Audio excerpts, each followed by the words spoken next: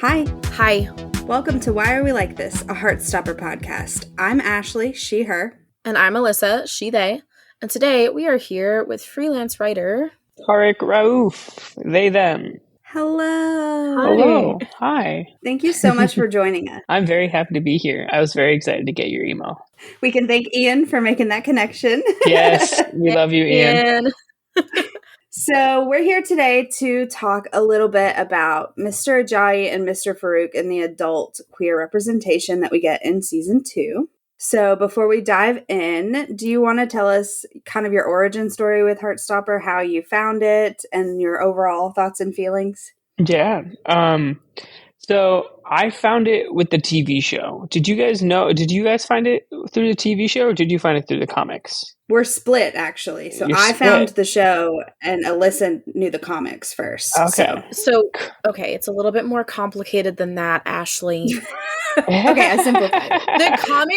The comics got put on my radar like 2 or 3 years ago, and then I kind of forgot about them.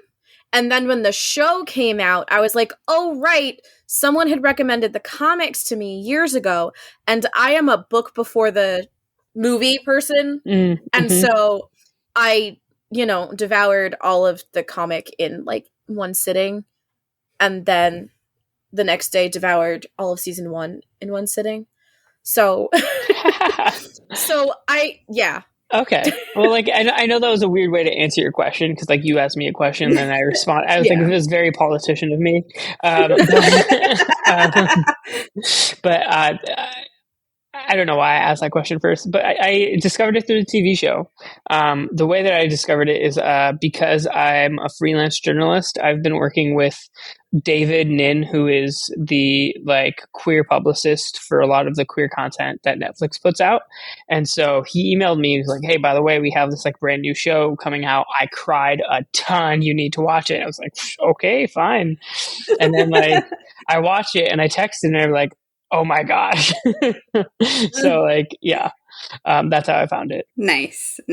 That's kind of cool. Were you anxiously awaiting season 2 as well then? Yes. Oh yeah, absolutely. Yeah. I fell in love with it. Really what made me fall in love with it was the party scene in season 1 with the bisexual lighting and the kiss and the music. And I was just like, it made me so happy. Yeah. Yes, absolutely. That's such an iconic scene for so many reasons. Oh yeah, absolutely. I feel like everyone has something to say about that scene, especially being a really important moment for them. Yeah. I feel I could write an entire academic study of just that one paper. I shouldn't. I'm just giving myself more ideas for things to do. I'm like, Ashley, I don't know if you know, I'm this close to saying fuck it and getting a PhD so that I can do fandom studies. It's not good. I am not well. Hey, fandom studies are real. Yeah, no, I know. Yeah. No, my problem is you can always tell when I'm not doing well mentally because I either want to get a tattoo, get a radical haircut, or get a PhD. And I'm already actively applying to EdD programs. I'm already trying to get a different doctoral degree. I don't need to do this to myself.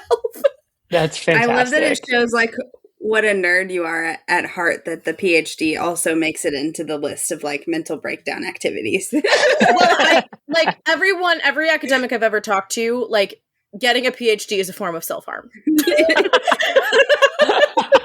They haven't said it that way. No one has actually said that, but the way that they describe it, I'm like, oh, you're torturing yourself for 6 years to enter a non-existent job market. My father just got his EDD, and I think he would say the same thing, honestly. Yeah, so yeah, I get it. Yeah. So do you want to give us just a look at some of your favorite moments, or at the end of every episode, we pick our favorite quotes. So if you have any favorite quotes that stick out from the series. Oh. I know there's a lot. I don't have one memorized. I guess just on a quick search, I really like really, really like, as your token straight friend, it's my duty to remind you that sometimes people are straight. It's a very good one. Yeah, Tao has some great lines. That was good. It also just like that line speaks to me deeply because I'm married to the token straight friend. Yeah. Yeah. He's not gonna like that I said that, but whatever. I call him that all the time. He knows. I make fun of him constantly for it. Oh, that's great. And he does. He's like, sometimes people are just straight. That's so boring. It's so boring. It's like, sometimes it's not autism, sometimes it's not ADHD, sometimes it's not gay, and I'm like, where's the fun? Yeah. Where's the fun? No fun. I love that. Okay, so you wrote an article for IGN, and it was focused basically exactly what this episode concept was. So it worked out perfectly. Do you want to talk a bit about what inspired you to write it and the process? And I'm sure a billion different emotions that went into writing it as well. Yeah. So as soon as I watched season 2, I was like, wow, this is incredible. Not only because just because of all the ways it expanded, but I particularly really enjoyed, and for some reason the adult storylines really stood out to me because all of the adults got more screen time and we got introduced to more parents, and I just thought that it was such an incredible opportunity for the show to explore what handling queer adolescence is like. I think particularly expanding on Mr. Ajayi's and Mr. Farouk's relationship was blew my mind because there are so many people, so many adults. The last time the first season came out, so many adults were crying about how this show was so great because they never got something like this, and they never got to experience things like this as kids. And then here you have Mr. Farouk, who also has never experienced anything like this. And it was Mr. Farouk was introduced because so many people expressed the same opinions and feelings of never having to have shared these moments as children. And so that's why I really wanted to write about it. And I was so happy that IGN accepted that pitch, because I tried to get that pitch to other places and they're like, eh. Oh, come on. I know. I'm really glad that it got published. And I'm also particularly glad that it rang true with other people like you two. Yeah, yeah, absolutely. I wrote down a couple of things that I wanted to just talk about. If you don't mind, I'm just going to read a couple of quotes from it. So at one point you wrote, "Frankly, Mr. Farouk's experience isn't uncommon. We're still moving away from heteronormative societal pressure that prevented people from exploring their sexuality for fear of being rebuked or punished. But as the needle moves towards more open acceptance of LGBTQIA plus identities, those who grew up thinking it was bad to be openly gay are finally getting a chance to explore what it means. And Mr. Ajayi's response to Mr. Farouk is a reminder to everyone who watched this first season thinking they may have missed something, because those moments of discovery can come at any age." And that really hit me, which I know is basically what we were just talking about. But I came out when I was 27 and I was already married to my partner. So I struggled a lot with that just in general in my own journey, thinking almost mourning this part of me that I just found, thinking I lost it already, kind of. And so that is one of the reasons why this particular storyline really hits home with me, because it's so relatable. And it's been kind of healing to watch it play out on the TV, you know? Yeah. That line of not everyone, I can't even remember it. And I know it's in this article, and so I'm trying to find it again. I got it. When you don't figure out that you're gay until your late 20s, you tend to miss out on those youthful gay teenage experiences. Exactly. Yeah. And then he says it's probably a bit late for youthful moments of discovery. It hits me every time because I'm just ugh. Yeah. Yeah. Yeah, that line is, I think that's what struck me so much and what made me want to write about it, because it was it was so representative of so many people. Just like you, Ashley, I know so many adults who didn't really find comfort in their queerness, or maybe even let them accept queerness in themselves until a later age. And so I mean, I feel like I'm repeating myself a lot, but like, it's just so important. It's so important to remind people that they are allowed to have these feelings that they've been like told to shut off and to block. Like, people are allowed to have those feelings, and there has not been enough media or enough resources that like helps them feel that way. Yes. It's, I mean, there's been a few things I can think of off the top of my head where there was like older queer representation, but never shown, just like every other story in this show, never shown with such like hopeful energy. And so it's just so fresh and like exciting to see it told this way. Yeah. Like if you compare this with Callie Torres and Grey's Anatomy, it's like night and day. Yes. I mean, I think I wrote about this in my first ever piece that I wrote about in Heartstopper. Like, the first piece I wrote about Heartstopper was for Nerdist, and it was talking about how groundbreaking the show was for like LGBTQIA youth, because a lot of the time before shows like this were out, all of the shows that we ever got were about adults, right? And it's like, but like, they're always about queer adults who already knew who they were. It was queer adults who already kind of like had this understanding of where they belonged in the world or how society viewed them. And it was not ever so much about queer adults discovering their queerness for the first time. So like, right. Like, it's so interesting. The first season was really about the youth. And the second season was like, oh yeah, but like, let's just remind people that adults have a place in this space too. Yeah. The next one I have, I don't have anything profound to say about it. My note just says, "You fucking nailed it. I love this." So, this at one point you said, last season, this is also, I think, ties into what you just said. Last season was about getting up the courage to ask out your crush, and this season revolves around the idea of what coming out looks like when you're allowed to do it at your own pace, regardless of your age. So by expanding the cast of adults in the series, the show accomplishes something incredible. It reminds us that unconditional love and safe spaces are critical to growth, regardless of sexuality. That last sentence in that is like a mic drop for me.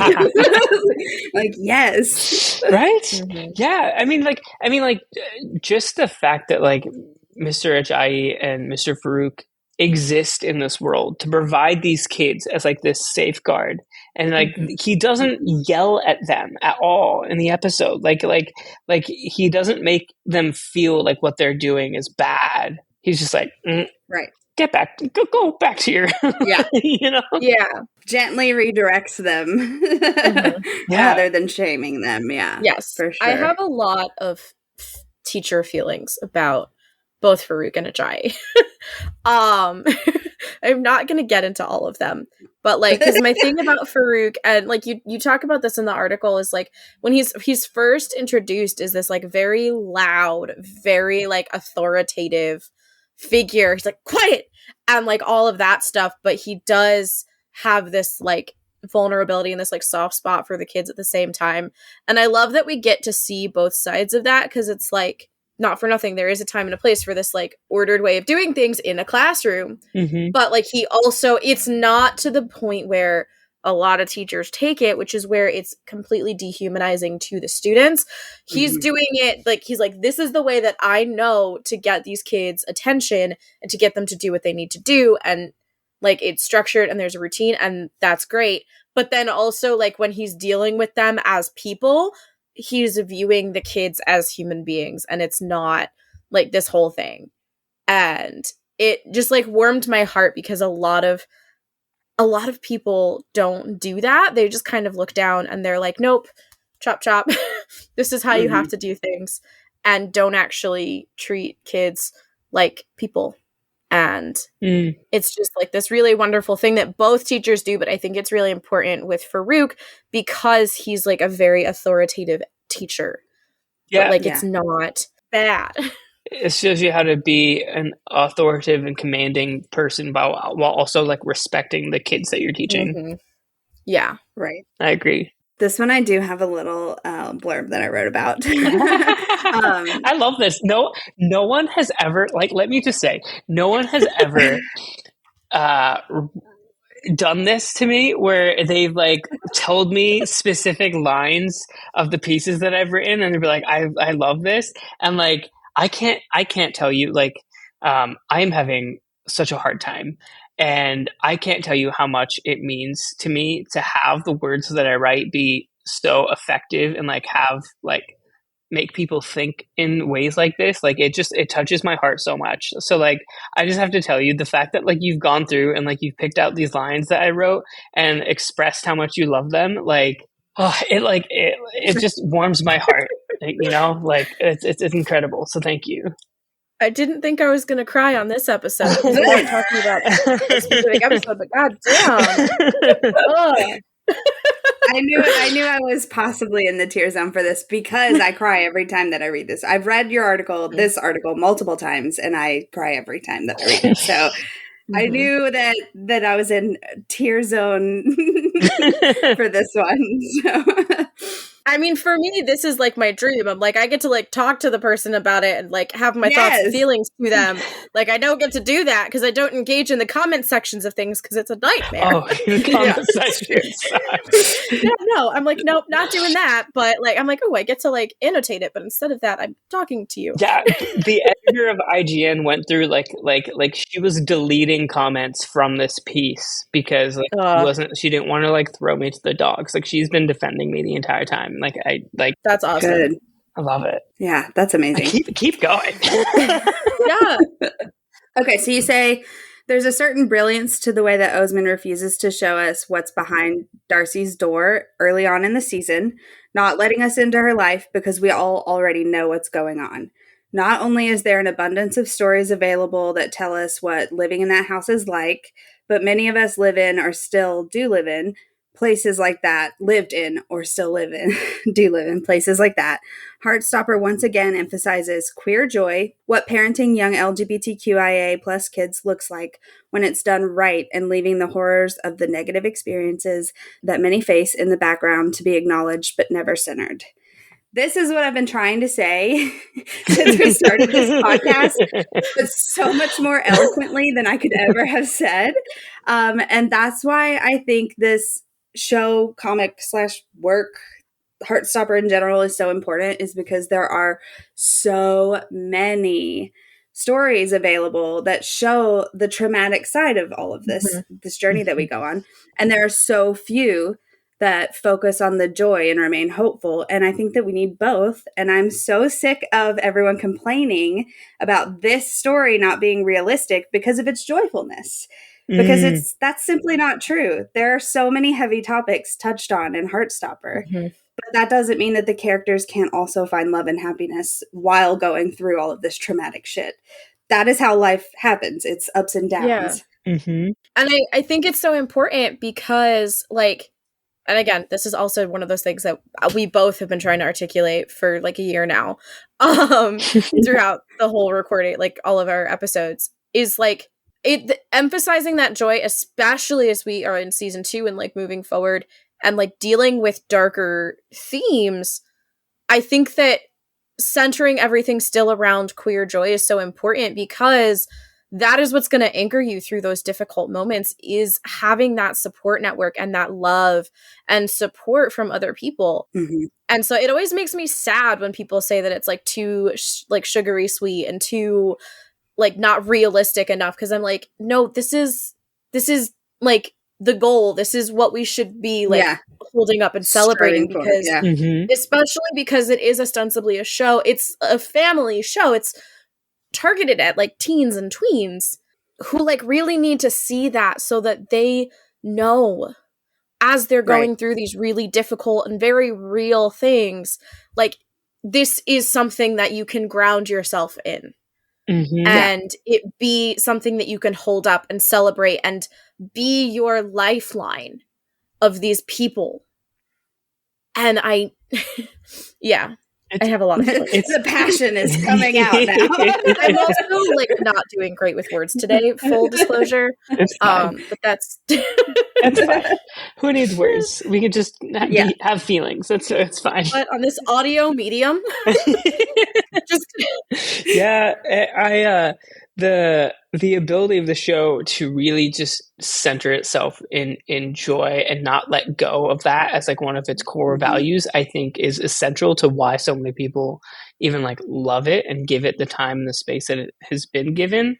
Like as kids, like we grow up and like the dark, scary, awful parts about being queer are so obvious to us already, you know, and we know what Darcy is going through when she's going in that house. We're watching the show. If you watch the first season, you're like, I love the show. You watch the second season because it gave you that joy.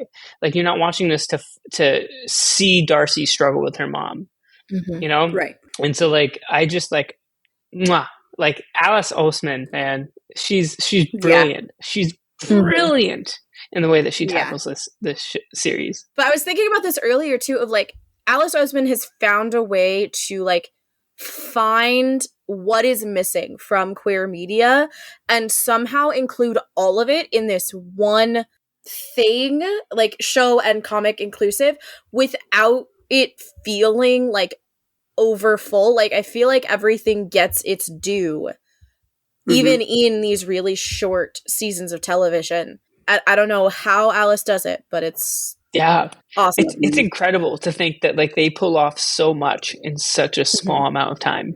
Yeah. And I feel like they really have mastered the balance of here's this really heavy thing and here's this like comic relief without it feeling like, okay, now laugh, everything's going to be okay. Like it's all very natural, you know? It's such a roller coaster. Like specifically off the top of my head, the first thing I think of is Charlie faints and then we go straight to Tao and Elle having their first kiss. And that was like whiplash, but it worked for my emotions, you know, like it hit. So like that was such a good way to order that episode. And I mean that, like having read some of Alice's other work, that like is just like a skill that Alice Oseman has, because that rings true in every Alice Oseman work that I've read. For sure. Like in the comics too, like she manages to like balance this like lighthearted, lovely like vibe, but then also like, hey, this is really serious. But like you can have the serious things in life while also maintaining your like love for life and your joy. Exactly. Right, yeah. The show, just so you know, the show like stays very true to the comics. So it's all very similar. I can't wait to read those books. I recommend it. But even in her novels as well, she does the same thing really well. Like, because Solitaire is her first novel, and that was 2011, and she's doing it really, really well in that. Yeah. Okay. All right. I'll have to add that to my list. Yeah, it's about Tori. Yeah, it's also where Heartstopper was born. So Solitaire came first, and then she was like, oh, these side characters, let's expand on them, and Heartstopper was born. So. Oh, okay. I don't know if you're an audiobook person at all, but they just released a new audiobook version with Jenny Walser narrating it, because it's Tori's first person. That's awesome. Yeah. So it's our Tori, yeah. It's our Tori, and it's so exciting. Highly recommend it. I have listened to the audiobook twice. The first time was before that edition came out, and I was like, something isn't clicking. And then I re-listened to it with the new audiobook, and I was like, oh yeah, it was just that person wasn't Tori. This is Tori. Oh, that's funny. But yeah, I've been recommending that to everyone with even an ounce of interest in the show. So okay, well I'll have to. It's gonna be on my list now. Awesome, nice.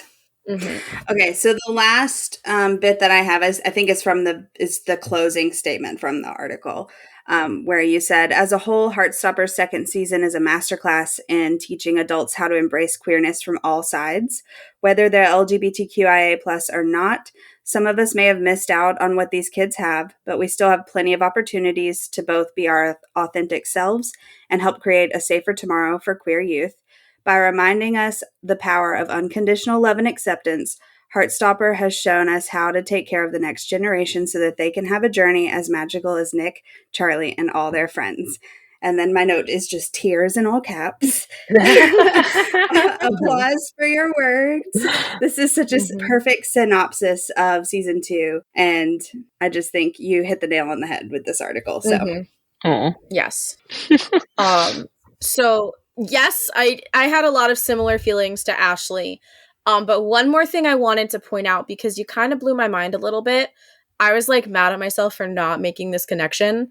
But I'm choosing to believe it's because I haven't watched season 2 as many times as I've seen season 1. So but I never thought about the like juxtaposition of Nick and Charlie's parents with Darcy's mom, and like how we get so much more of Sarah and the Springs, and we don't really get a lot of Darcy's mom. And I just, as I was reading that, I was like, oh my God, they're right. That's so right. That's so true. Why didn't I think of this? But yeah, like it really spoke to me of this idea that it's this like refusal to like dwell in the darkness of queerness. Because that's not what it's about. Yeah. That's not what the show is about. And yeah, it just kind of like, I was like, it blew my mind, because I was like, that's, yeah. Think about it like this. Like you have this queer show that's geared towards a younger audience. So you know that the younger kids are probably going to be watching this, and a lot of those younger kids are going to be watching this with their parents. And so like one of the most ingenious things that second season does is that it shows the parents exactly how to parent when your kid comes out with you. Like your kid might have been like, I really want to watch this show, maybe because they're in the closet and they're like, oh, I want, will you watch this with me?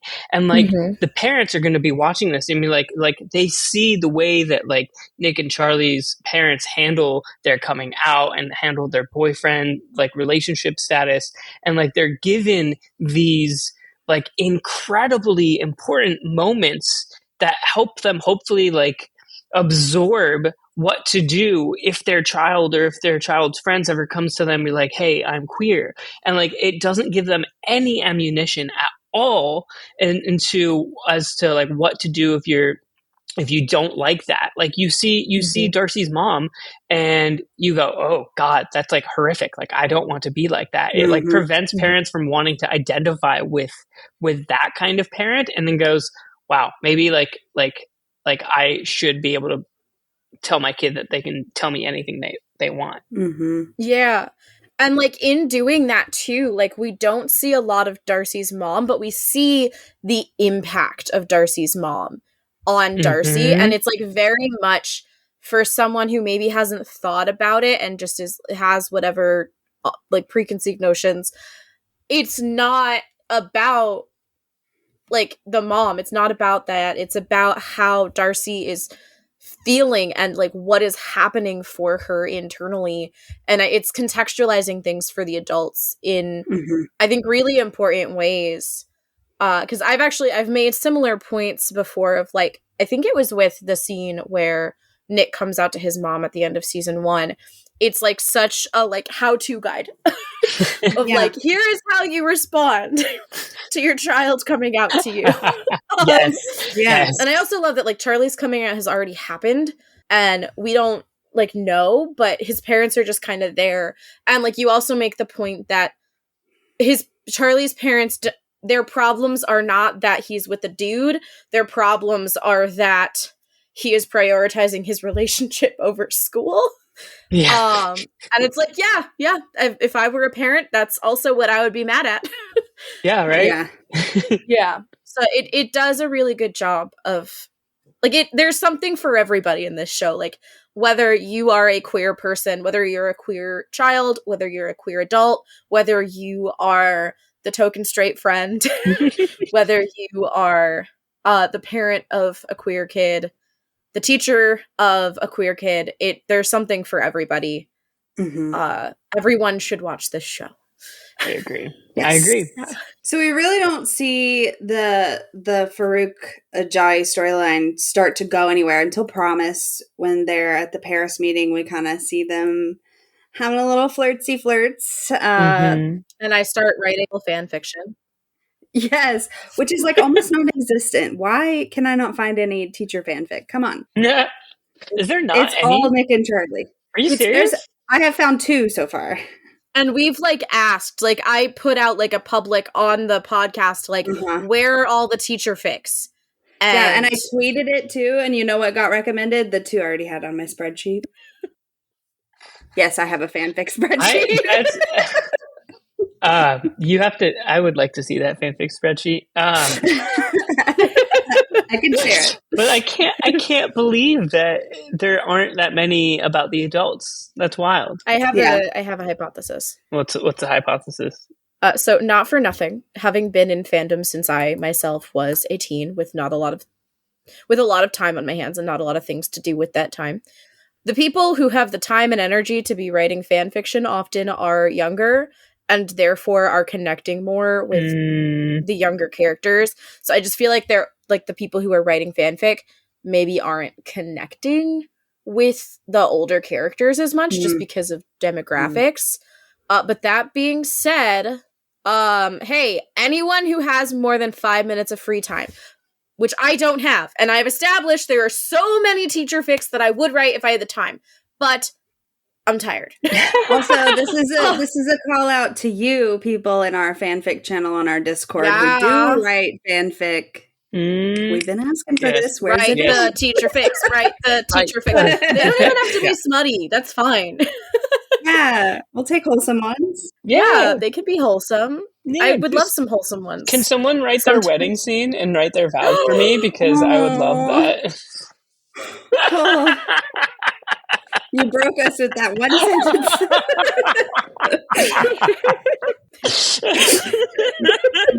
Because I just started thinking about it. Yeah. Oh, can you imagine them at the altar, and then Nick and Charlie and all their friends throwing petals and like cheering and like. Okay, so really important question though in this fan fiction that we're now collectively writing on pod. Is Coach Singh the officiant, or is she Ajayi's best man? I think she's the best man. Best man for sure. Yeah. Excellent. Yeah. And her wife is there too. Of course. Yeah. Of course. Yeah, absolutely. I think they all hang out together outside of school. Like they're couple friends. I thought it would be funny to imagine her as the officiant taking credit for their relationship. Because she's definitely behind the scenes. Yeah, her like dry humor would be funny too. Like and like they're kissing, and then Charlie's sister's like slurping a drink.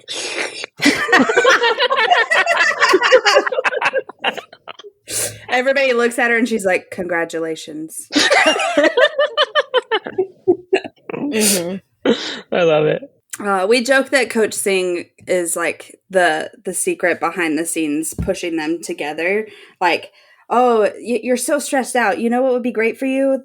The Paris trip. You should host it. And then she's in the other one's ear like, we need you on the Paris trip because you speak French. And so we need you to go. Like, just giving them each little nuggets and pushing them together slowly. Well, I mean, she also like point blank tells Ajayi to like invite Farouk to the prom, right? Yeah, to like help chaperone the prom. Have you guys ever considered the prospect of how Nick speaking French is kind of like an aspect of his bisexuality that he's hidden to absolutely everyone, and once he's like become bi, like he like he's just fully out there, and people are like, "What the heck?" No, but I have now.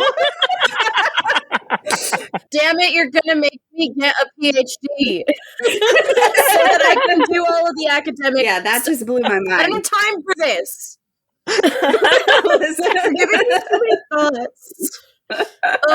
No, that is such an astute observation. Yeah, it's just fun. Yeah, the big thing with Nick that actually my husband pointed out to me is like Nick's body language, how his body language like changes over the course of the 2 seasons as he like, because like when we see him, he's like kind of like sitting, he's pretty open, but after he meets Charlie, he starts getting much more guarded with his like posture and his body language.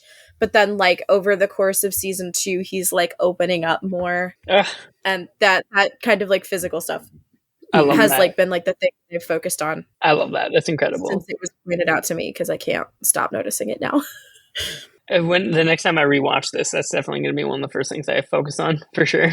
Yeah. Mm-hmm. Like starting from like in Meet, like he's not like he's sitting in like a very like open kind of way, but then for a lot of the rest of season 1, he's like in very guarded, like arms across his chest kind of postures. Interesting. And the big difference in season 1 that I notice is when he has lunch with Tara and Darcy for the first time, he's fully open. Whereas like when he's with like the rugby boys and stuff, you know, or he's in class, he's like this. But when he's with them, he's like spread out on the ground, you know, like laid out talking to them. So it's like he's instantly comfortable with them. You just blew my mind. And also when David comes into his room and like meets Charlie and is like, David is being a shit. And, you know, Nick is like, I'm bi and so what actually? As that he crosses his arms to like start to guard and protect himself because he was open. And now that David has invaded this like safe space, he has to be on guard. Okay, you need to get that PhD.